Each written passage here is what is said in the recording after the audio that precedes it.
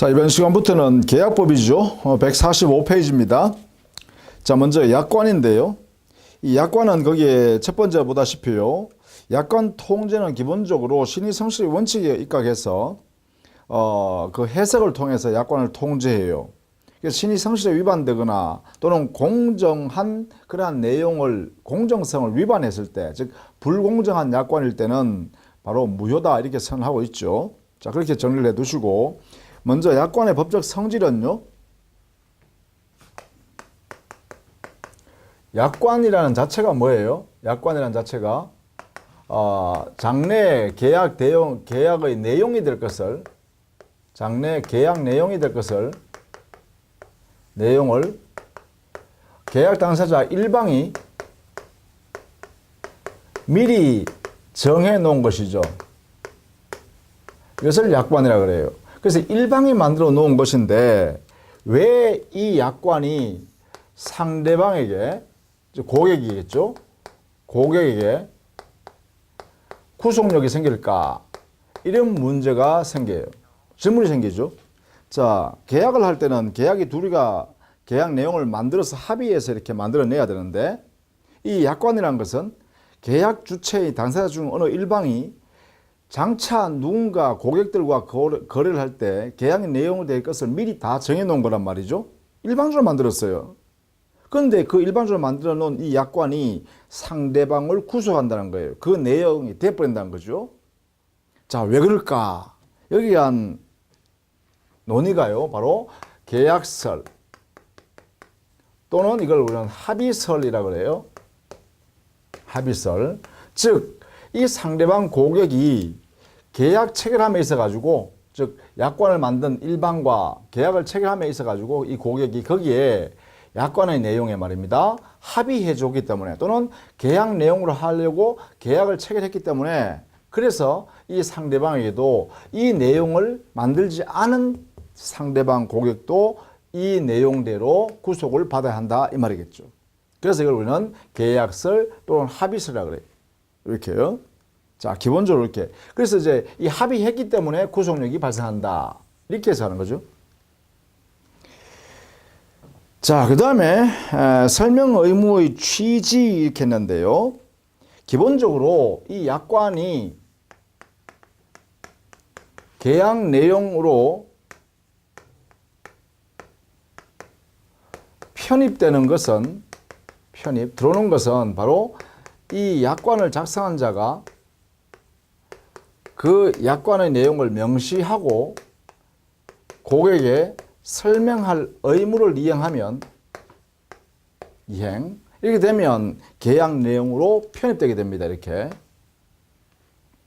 이걸 우리는 명시 설명 의무 이렇게 해요. 따라서 이 명시 설명 의무를 이행하지 않으면, 이것을 불이행하면, 누가 불이행? 그래요. 작성자, 이 사업자죠. 사업자가 불이행한다면, 그럴 때는 그 약관의 내용을 계약 내용이라고 주장할 수 없습니다. 주장할 수 없어요. 자, 여기 조심해야 될 것은, 이행하지 않는다고 하여 무효이다라고 하면 안 돼요. 무효라는 것이 아니라 약관의 곧 계약 내용이 되었다라고 주장을 할 수 없어요. 누가? 사업자가요. 그러나 이거는 무효가 아닌 말에 의미가 있습니다. 그것은 고객의 입장에서는 자기한테 유리한 계약의 내용이 되는 약관이라면 이 고객은요, 계약 내용이라고 주장할 수 있어요. 이게 있는데요. 고객은 계약 내용이 되었으니까 이 약관 내용대로 일을 처리합시다, 이렇게 주장할 수 있다는 거죠. 그래서 무효라 그러면 안 된다는 거예요. 자, 요 의미를 잘 이해해 두셔야 돼요. 요게 바로 요 의미에 있는 거예요. 자, 이때 이 설명 의무는 어떤 것을 설명해야 되느냐? 설명은 어떤 것을 설명해야 되느냐? 바로 이 고객에게, 합의해 준 이 고객에게 중요 사항이 되는 경우에 한해서만, 그죠? 중요 사항에 대해서만 설명할 의무를 부과시킨다 이 말이에요. 모든 약관 내용을 전부 다 설명하라는 건 아니에요. 그래서 작성자인 사업자가 고객에게 반드시 설명해야 될 것은 그 내용이, 약관의 내용이 고객에게 중요한 영향을 미치는 것 있죠. 그러한 중요 사항에 한해서 이렇게 설명 의무를 부담한다. 이런 것입니다. 그것이 146페이지에 가면 동그라미 2번에 설명 의무의 대상 이래놨죠. 자, 이렇게 정리를 해 둡니다. 자, 그 다음에 계약의 성립이네요. 자, 먼저 계약의 성립은 청약의 구속력이 생기죠. 이 청약의 효력입니다. 청약의 효력은 첫 번째, 구속력이 생긴다. 두 번째, 승낙 적격을 만들어내죠. 이 두 가지가 바로 청약의 효력이랍니다. 자, 먼저 1번에는 이 구속력이란 것은 누구를 구속하냐, 이 말은 청약을 받는 상대방을 구속한다는 것이 아니라 청약의 의사표시한 청약자가 자기가 청약의 의사표시를 하게 되면 그 청약의 의사표시를 자기 마음대로 철회할 수 없다는 거예요. 그래서 청약자 스스로가 그 의사표시에 구속되어야 한다, 이런 뜻입니다. 이게요, 청약자가 구속을 받는다, 이런 뜻이에요. 청약자가. 그러면 여기서요, 청약을 할 수 있는 경우에 1번 동그라미 거기 보시죠. 청약자가 청약 시에 미리 정한 기간 내에 상대방이 이 일을 하지 아니하면 승낙한 것으로 간주한다는 뜻을 표시한 경우, 이때는 바로 청약을 받은 사람은 승낙할 것인가 말 것인가 승낙의 자유를 갖게 됩니다. 이렇게요. 청약을 받은 당사자는 승낙할 건지 여부에 대한 자유가 있어요. 이게 보장됩니다. 따라서 이 1번의 이 사례는 청약자가 기간을 정해놓고 이 기간 내에 당신이, 나의 청약을 받은 당신이 승낙의 의사표시를 하지 않아도 그냥 가만히 있어도 계약은 승낙한 걸로 간주할게. 그리고 계약 성립한다. 라고 청약의 의사표시할 때 그런 의도를 붙여서 청약했다는 거예요. 그렇다면 그 청약은 바로 승낙의 자유를 침해한 것이죠. 그러니까 상대방의 자유를 침해한 거예요. 그러니까 따라서 그 청약은 효력을 갖지 않는다, 그죠? 그 내용대로 효력이 발생하지 않는다는 것이죠. 그 말은 곧 뭐예요? 계약이 성립할 수가 없다. 이런 이야기죠. 이런 이야기. 자, 이게 첫 번째입니다. 그래서 여기에 보시면 청약이 상시 거래 관계에 있는 자 사이에 그 영업 부류에 속한 계약에 관하여 이루어진 것이어서 상법 제53조에 따라서 적용될 수 있는 경우가 아니라면 청약의 상대방에게 청약을 받아들일 것인지 여부에 관하여 회답할 의무가 있는 것이 아니다. 그건 무슨 말이야? 승낙할지 안 할지는 자유다, 이 말이야. 따라서 청약자가 미리 정한 기간 내에 일을 하지 아니하면 승낙한 것을 간주한다는 뜻을 청약시에 표시하였다 하더라도 이것은 상대방을 구속할 수 없다. 왜? 이것을 침해했기 때문에. 구속력이 없다, 이 말이지. 누구의 구속력? 상대방을 구속하는 힘은 없다. 이렇게 해서 하죠. 따라서 계약이 성립하지 않는다라는 것입니다. 자, 그 다음에 2번요. 2번은 바로 연착된 승낙의 효과입니다. 승낙의 의사표시를 했는데 그 승낙의 의사표시가 연착됐다는 거예요. 연착됐다는 거예요. 이렇게 연착된 승낙. 우리 민법은 어떻게 해결하냐? 이것은요, 새로 청약으로 볼 수 있다. 이렇게 해놨죠. 우리 민법 명문 규정에 이렇게 나왔어요. 이 승낙을 청약으로 바꾸어서 인정할 수 있다. 이렇게 나왔습니다. 그러면 결국은 뭐냐면 연착된 승낙은 승낙 기간 동안만 청약이 유효한 상태예요. 청약이 유효한 상태예요. 이렇게. 이게 승낙 기간이에요.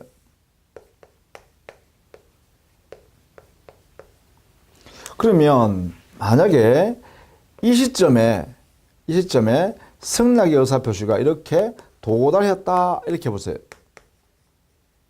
이 도달이 바로 뭐예요? 연착된 승낙이란 거죠. 그러면 어떤 의미가 있냐? 바로 이런 이야기죠. 청약의 효력이 사라져 버렸죠. 그래서 청약은 실효가 되었어요. 실효가 되었으니까 계약은 성립할 수 없다 이렇게 하겠죠. 계약은 불성립이에요. 승낙의 의사표시가 나중에 도달하면 이 승낙기간을 지나버리면 결국은 청약이 실효가 됐기 때문에 실효가 됐기 때문에 승낙만 가지고는 계약을 체결할 수 없잖아요. 이미 이 청약이 사라지고 없다 이 말입니다. 따라서 지금 현재는 요 승낙만 존재하죠. 즉 연착된 승낙만 존재하게 되죠.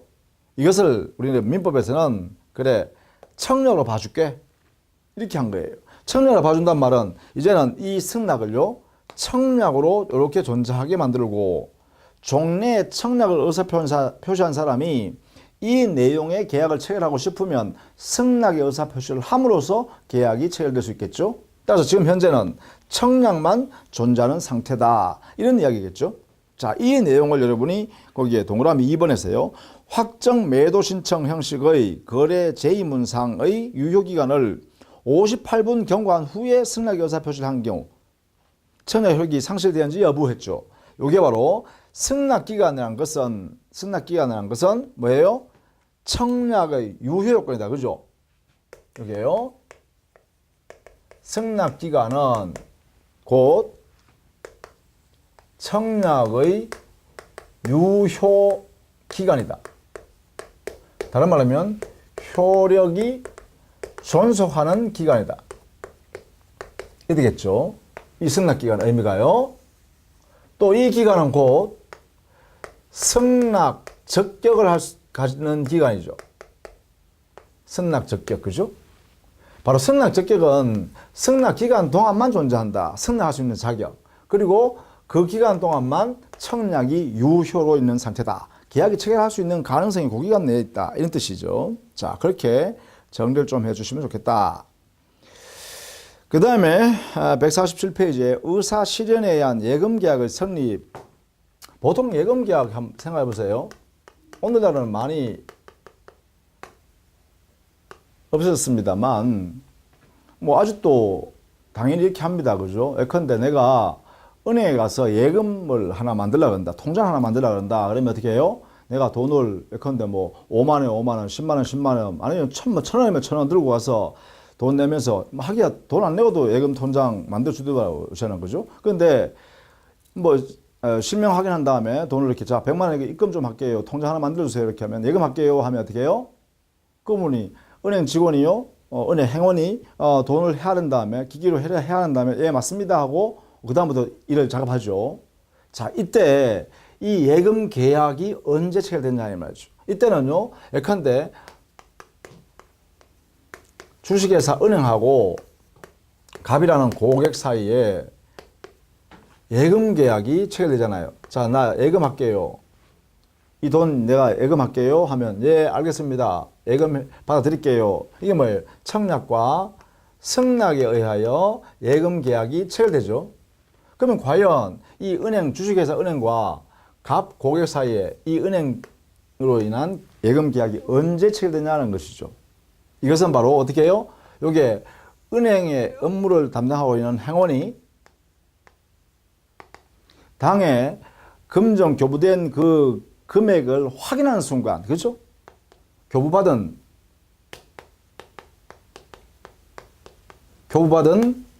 금전의 확인이 이루어지면 받은 금액을 확인하는 순간 그때 뭐가 돼요? 계약은 체결된다 이 말이죠. 이게 뭐예요 이게? 요 확인하는 절차가 뭐예요? 뭐 기기에다가 넣어서 헤아려 본다든가 아니면 직접 이렇게 손으로 헤아려 본다든가 이렇게 있죠. 확인하면서 아, 네 맞습니다 이렇게 하겠죠. 그런 순간에 뭐가 돼요? 예금 계약은 체결되었다 이런 이야기예요. 그러면 결국 뭐예요? 나중에 이 고객은 예금 계약 체결됐으니까 그 은행에다가 아, 내가 다시 돈을 인출하겠습니다. 돈 주세요라고 하면 내줘야 되죠. 자, 그런데 문제가 뭐냐? 이렇게 확인한 후에 말입니다. 만약에 이 행원이 교부받은 그 금전을 착복한 거예요. 횡령한 거예요, 횡령. 이렇게. 맞습니다 하고는 자기가 급한 돈이 필요하니까 그것을 자기 호주머니에 넣어가지고 퇴근해 버렸다는 거예요. 다른 말로 하면 주식회사 은행에다가 다시 송금해야 되는데 그걸 놓지 않았다는 거죠. 자, 그런 경우에 그러면 과연 이 예금 계약이 성립했다고 한다면 각 고객은 이 행원이 당에 이 횡령한 돈을 횡령해서 가져갔다 하더라도 당에 주식회사 은행에다가 돈 나 인출할게요. 내놓으세요. 반하세요. 할 수 있죠. 권리가 발생했죠. 이미 왜? 성립하는 순간에. 근데 만약에 이 행연이 이렇게 횡령해서 가져가는 순간에 아직 은행에 돈을 안 넣었으니까 은행과 고객 사이는 예금 계약이 체결되지 않았다 해버리면 계약이 없는 거죠. 계약이 없으면 어떻게 해요? 각 고객은 주식회사 은행에 대해서 돈 인출하겠다라는 권리를 행사할 수 없죠. 돈 반환을 할 수 없죠. 그래서 예금 계약의 성립 시기가 중요한데 이 시기는 언제라고요? 바로 이때다. 이때. 이게 뭐냐? 여기에 있는 은행, 주식회사 은행이 승낙의 의사가 실현되는 실현 사실이죠. 그죠? 상대방이 당의 금원을 확인하는 그 자체가 뭐예요? 완성되는 순간이다 이 말이죠. 이렇게 승낙의 의사가 실현되어진 사실행위예요. 따라서 이 사실이 있기만 하면 계약은 성립한다 이런 이야기죠. 이걸 우리는 의사 실현에 의한 계약 성립으로서의 예금 계약이다 이렇게 하는 거죠. 자, 이런 의미를 이해해 두시면 좋겠다. 자, 그 다음에 계약 체결상의 과실 책임은 우리 민법에요.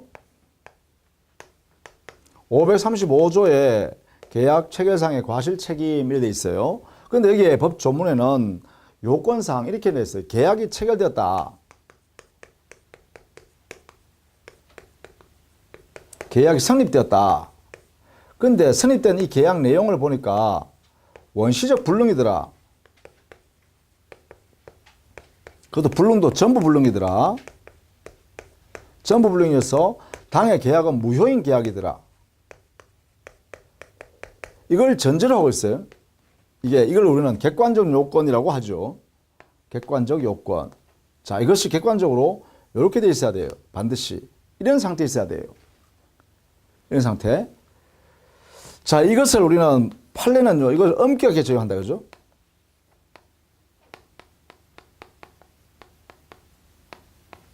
그러다 보니까 여기 있는 우리 사례요. 계약 성립이 좌절된 경우에 계약 체결상의 책임 대신 일반 불법행위 책임으로 구성시키고 있다. 이났죠? 학교 법인이 원고를 채용 시험에 합격시켜 놓은 다음에 근로계약 체결을 잠시 미뤄둔 거예요. 왜?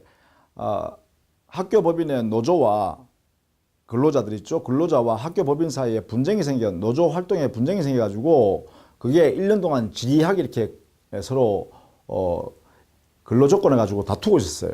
그러다가 이제 노조의 요구에 학교 법인이 응해서 임금을 많이 대폭적으로 올려주다 보니까 그 새로운 신규 교직원을 채용할 수 없는 상태가 되어버린 거예요. 그러다 보니까 최종 합격시켜놓고 1년 동안 계속 대기했다가 마지막에 뭐예요? 당신 내가 채용 못하겠으니 다른 데 가서 알아보세요. 다른 데 가서 당신 취직하십시오. 이렇게 통지했다는 거예요. 최종적으로 채용 못하겠다고 통지를 해버린 거예요. 자, 이런 경우에 이 원고라는 이 합격자요. 이 사람 1년 동안 대기에 있었잖아요. 그래서 1년 동안 자기는 다른 데 시험도 안 보고 말이죠. 계약 체결해서 나는 근로계약을 체결해서 나는 교직원이 된다라고 생각하고 있었다는 거죠. 자, 이런 경우에 어떻게 될 거냐, 그죠? 여기에 대한 판례가 바로 여기 있는 첫 번째 내용입니다. 그런데 여기에 중요한 건 뭐예요? 아직 이 사례에서는 근로계약이 성립되기 전에 사건이죠. 성립되기 전이에요. 근로계약이 체결되기 전에 지금요, 학교 법원이 부당하게 파기해버린 거죠. 교섭을 다 끝내놓고 말이죠. 상대방 합격자한테 곧 근로계획을 체결할 것이라는 신뢰를 심어줬잖아요. 대기시켜놨잖아요. 그러다가 느닷없이 부당하게 파기해버린 거죠. 그러니까 부당 파기한 학교 법인이에요. 성립은 하지 않았지만 지금 교섭이 모두 끝난 상태에서 이제는 학교와 근로 계약만 체결하면 돼요, 이제는. 그리고 이제 부서를 배정받으면 된단 말이에요. 체결받은 다음에, 그죠? 체결한 다음에, 그죠? 그런데 부당하게 학교 법인이 그것을 파기해버렸다. 교섭된 모든 것을. 이런 이야기입니다. 이런 경우에 파기 시에 이때 손해난 당사자는 부당 파기한 그 사람에 대해서 어떠한 책임을 물을 수 있는가에 대하여 학자들은 535조 계약 체결상의 과실 책임을 유추 적용하자 그러죠. 그러나 판례는 뭐예요? 이런 경우에는 바로 계약 체결이 즉 성립이 안 됐으므로 535조를 적용할 수 없다는 거예요. 그럼 여기는 부당 파기로 인하여 손해가 발생한 것을 어떻게 해결하냐? 바로 750조에 있는 불법행위 책임을 통해서 손해배상을 청구해라. 이걸로 적용하겠다는 거예요. 이걸로. 이게 바로 판례의 태도다.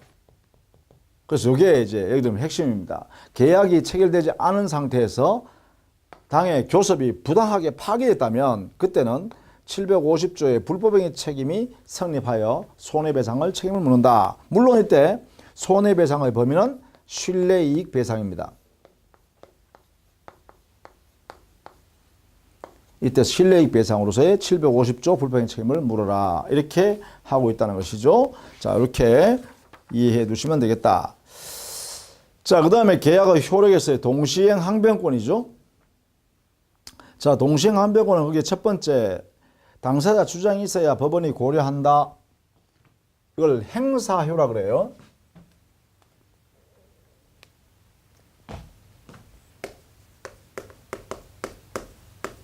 동시행 항변권의 첫 번째, 소송상에서는 행사해야 법원이 판단한다. 그죠? 법원의 심판의 대상이 된다. 이래 되겠죠? 따라서 행사하지 않으면 법원이 판단하지 않는다. 이런 이야기죠.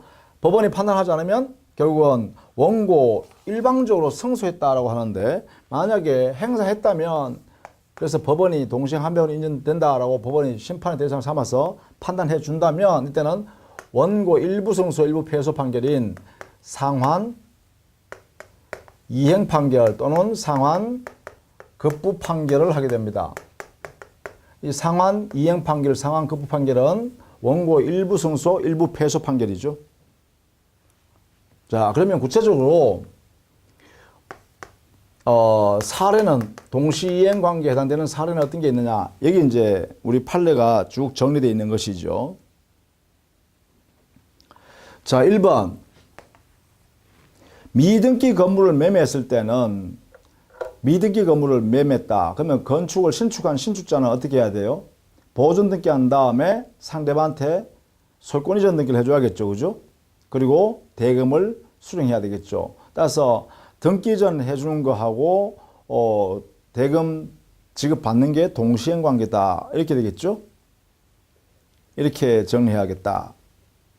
그 다음에 2번 당해 부동산 인도와 동시 이행 관계 했는데 만약에 이거는 어떤 의미냐면 매도인이 그 부동산 즉 매매 목적물인 부동산을 점유하고 있었다. 이런 상태에서 매도인과 동시행 관계에 있는 게 뭐냐 하면 이 매도인은 당해 그 소유권 이전 등기해 줘야겠죠. 그리고 부동산도 매매 목적물입니다. 부동산도 인도해 줘야겠죠. 이 두 가지 전부 다 대금 지급과 동시행 관계다. 이런 이야기입니다. 이 대금 지급과 동시이행 관계다. 이렇게요. 이것도 포함하겠다라는 게 판례죠. 그 다음에 3번. 선잔대금 지급 의무 불이행 후 명도 기일 도래한 때 동시행이 있는데요. 이것은 뭐냐면 선이행 의무라도 선이행 의무가 이행지체하고 있는 중에 상대방의 의무가 상대방의 후이행, 나중에 이행해야 할 의무가 변적이 도래했어요. 이행기가 도래한 경우요. 이때는 뭐라고 한다고요? 동시이행관계다라는 것이에요. 선행, 의무, 이행지체, 요 지체 중에 있는 의무하고 지체, 여기는 손해배상 포함하죠. 손배해야 할 내용까지 포함해서 이 후행 의무자하고 선행 의무자가 동시이행관계다 이 말이죠. 요 두 개가요. 이렇게. 그 이야기가 바로 3번이에요. 자, 거기에 세 번째 줄 보시면 되겠네요. 매수인이 잔대금 지급 채무를 이행하지 아니하였다고 하더라도 매매계약이 해제되지 아니한 상태에서 부동산 명도기일이 지날 때까지 부동산이 명도되지 않아야했다면 그때부터는 매수인의 잔대금 지급 채무와 매도인의 부동산 명도 의무, 부동산 소유권 넘겨주는 의무, 또 목조물 인도해주는 의무, 이것은 동시이행 관계다 이런 이야기죠. 그러니까 후이행 의무와 선이행 의무가 이제는 동시이행 관계로 바뀐다 이런 이야기예요. 이렇게 요 후행 의무의 변적에 도래했기 때문에 그렇죠. 이렇게 정리해 두시면 되겠어요. 그 다음에 4번은요. 저당권이 붙어 있는 저당권 등기가 설정되어 있는 그러한 부동산을 매매 계약했을 때는 당연히 매도인은요. 부동산에 있는 저당권 등기 말소하고 소유권 이전 등기하는 거하고 그러니까 저당권 등기 말소 그리고 소유권 이전 등기 이거 하고 매수인의 대금 지급하는 것이 동시이행관계다 이 말이죠. 그 다음에 5번. 5번은 만약에 당해 부동산에 감유 등기가 되어 있는 부동산을 매매 계약했다면 매도인은 감유 등기 말소와 소유권 이전 등기 이거 하고요. 그 다음에 매수인의 대금 지급 의무 이것이 동시이행관계란 거예요. 매도인의 감유 등기 말소 그리고 소유권 이전 등기 이 내용과 매수인의 대금 지급 의무 이것이 동시이행 관계다 이 말이에요. 그것이 바로 5번에 있는 것이죠. 자, 그 다음에 6번인데요. 6번은 이 동시행 항변권은 바로 공평의 이념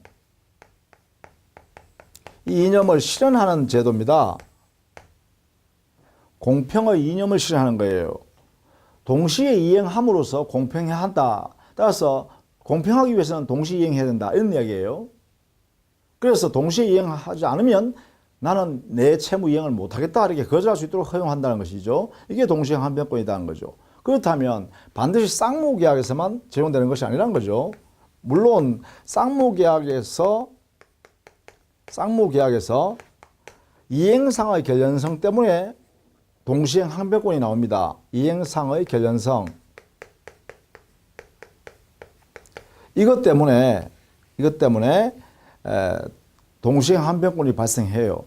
다만 그 계약이 다르다 하더라도 동시에 이행해야 되는 것이 공평하다라고 할 때는 동시행 이 상황을 인정하자는 것이죠. 그것이 바로 6번입니다. 자, 그 다음에 8번.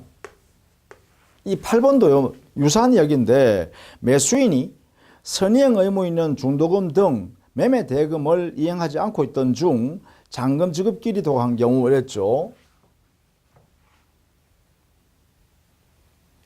자, 매수인의 중도금 지급 의무라는 것은 매수인의 선이행 의무예요. 먼저 선이행할 의무예요. 그런데 이 의무를 이행지체 중에 있어요. 지체. 채무불이행하고 있었죠. 지체 중에 만약에요.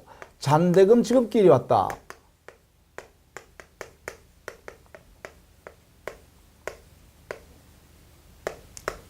그럼 이때 어떤 게 있으냐면 잔대금, 즉 여기에 매수인은 중도금 지급해야 되고 잔대금도 지급해야 돼요.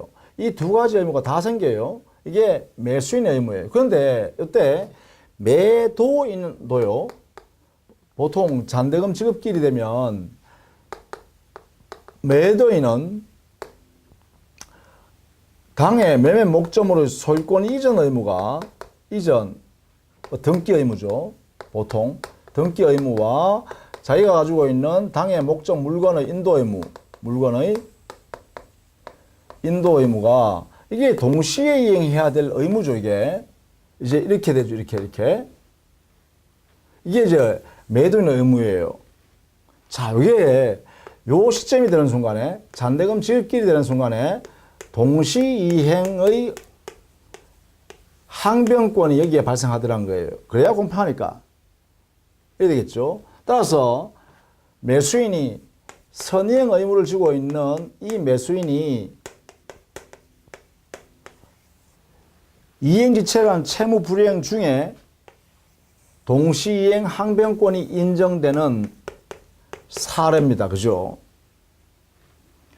이때 매수인의 의무는 뭐냐? 중도금 지급 의무와 중도금에 대한 손해배상, 이거 보통 지연이자죠. 지연이자, 중도금에 대한 지연이자, 그 다음에 잔대금,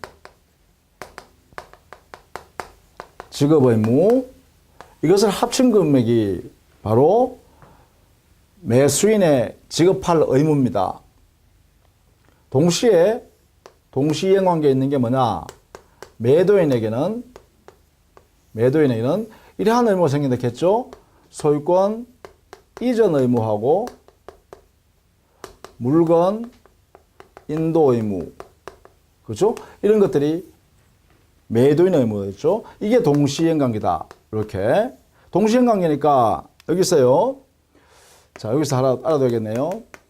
채무자에게 동시이행 항변권이라는 권리가 존재하기만 하면 일정한 효력이 발생합니다. 당연히 발생한다는 거예요, 이 효력이. 그래서 당연효라고도 하는데, 이게 뭐냐? 채무 불이행 면제입니다.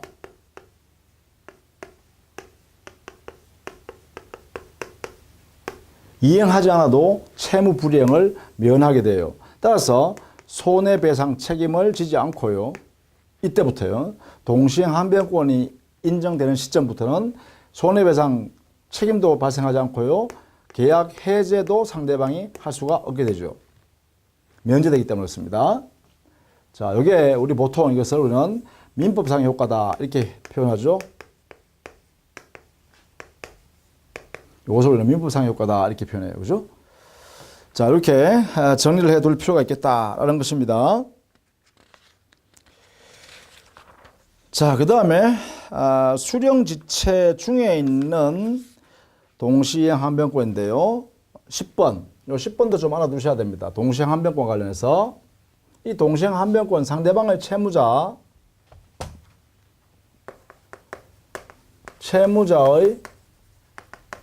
동시이행 항변권은 이 상대방의 채무가 이행 제공이 계속되는 동안 이 동시이행 항변권은 저지, 행사 불가능이다. 이렇게 됩니다. 요 내용을 꼭 알아두셔야 돼. 요게 10번이에요. 수령지체와 동시이행 항변권 이렇게 했죠. 쌍무계약의 당사자 일방이 먼저 한번 현실의 제공을 하고 상대방을 수령지체에 빠지게 하였다 하더라도 그 이행 제공이 계속되지 않는 경우에는 과거에 이행의 제공이 있었다는 사실만으로 상대방이 가지는 동시이행 항변권이 소멸하는 것은 아니다. 완전히 없어지는 건 아니라는 거죠. 단순히 저지할 뿐이다는 거죠. 이행 제공이 계속되는 동안, 이행 제공 이것이 계속되는 동안만 어떻게 된다고요? 동시이행 항변권을 행사할 수 없도록 한다 이 말이죠. 그러면 이렇게 되겠죠. 이걸 반대해서 가면 이행 제공을 하다가 이것을 제거해버렸어요. 이행 제공 안 해요. 제거했다. 그렇다면 상대방의 동시이행 항변권은 다시 부활하죠.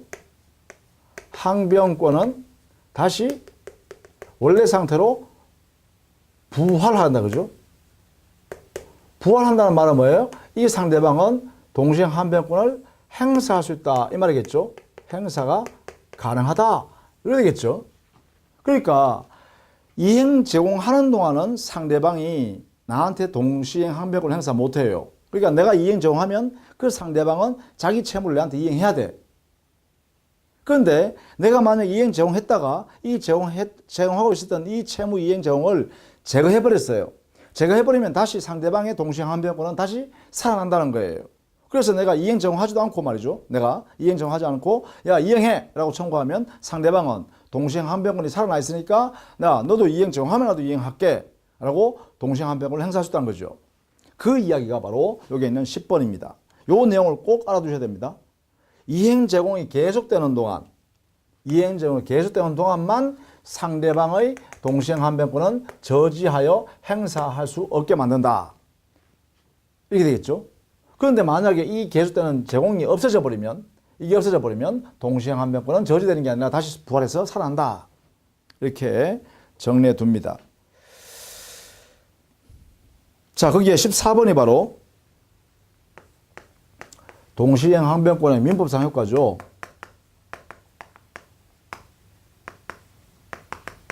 이행 지체 책임 면제, 지체 면제.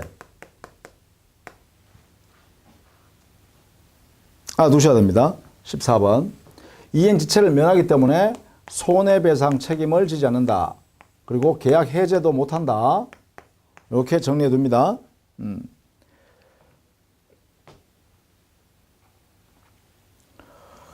자, 그 다음에 151페이지 가면 동시행 항변권 인정 사례가 있어요. 그죠?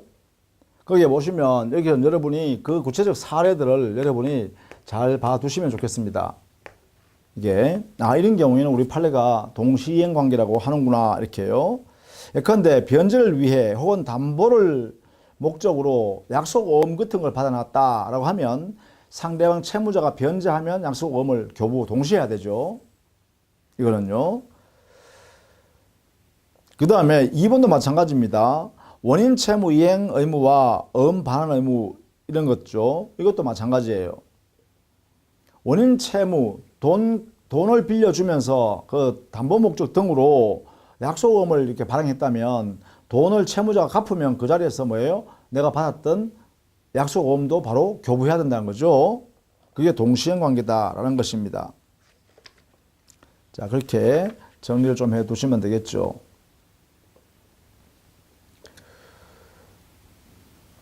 그 다음에 5번에요. 동시행 관계에 있는 쌍방의 채무 중 어느 채무가 이행 불능이 됨으로 인하여 발생한 손해배상 채무. 그러면 여기에 5번 사례 걸 보면 자, 물건 인도 채무였어요. 이 채무가 채무 불이행이 되어서 손해배상 채무로 이렇게 바뀌었다라고 하면 이것을 잘 이해해 두셔야 돼요. 자, 물건 인도 채무가 손해배상 채무로 이렇게 바뀌었다, 변경되었다라고 하면 이 내용은요, 동일성이 유지된다고 해석합니다. 우리 학설과 판례가 동일성이 유지된다. 그런 의미 어떻게 되냐? 이 채무에 동시이행 항변권이 붙어 있었다면, 동시이행 항변권이 이렇게 붙어 있었다면, 이 내용은 고스란히 여기도 동시이행 항변권이 그대로 존속한다, 붙어 있다 이 말입니다. 이 채무, 이행 불능이 된 이 채무에 동시행 항변권이 붙어 있었다면 그 채무가 채무 불이행인 이행 불능 때문에 손해배상 채무로 바뀌었다라고 하면 동일성이 유지되는 상태에서 바뀌기 때문에 이 동시행 항변권은 그대로 손해배상 채무에도 그대로 붙어 있다는 거예요. 그러니까 이때 이 채무자는 상대방에 대해서 동시행 항변권을 행사할 수 있다 이 말이겠지. 그 이야기가 바로 5번입니다. 이것도 여러분 좀 알아두시면 좋겠다라는 것입니다. 자, 그 다음에 6번. 6번도 보시면 임대차가 종료됐을 때 임대인은 보증금 반환해줘야 되고 임차인은 당해 임차 목적물 자체를 반환해줘야 돼요. 원상복귀해서 반환해줘야 되죠. 이 두 개가 동시이행 관계라는 거예요.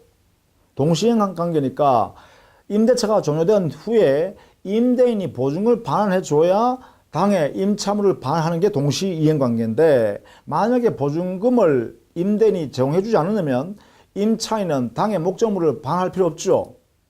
임차인을 방할 필요 없죠. 동시행 관계니까. 이때 임차인이 동시행 항변권에 의해서 임차인이었던 자가 동시행 항변권이 있기 때문에 당의 임차물을 점유하고 있는 것은, 점유 중인 것은 불법 점유가 아니죠. 불법 점유가 아니다 이 말이에요. 적법 점유다 이 말이에요. 적법 점유. 적법한 점유다. 왜요? 이 임차인이었던 자는 지금 현재 뭐예요? 동시행 항변권을 행사하고 있는 거죠. 상대방 임대인 너가 보증금을 안 돌려주니까 내 목적물 돌릴 수 없다. 이렇게 하고 있는 거잖아요. 그죠? 그래서 불법 점유에 해당되지 않는다. 이것이 바로 6번입니다. 동시행 항변권의 효과이기도 하죠. 자, 이렇게 동시행 항변권에 관한 내용을 정리했습니다. 자, 다음 시간에는 제3자를 위한 계약을 정리하도록 할게요. 자, 수고 많으셨습니다.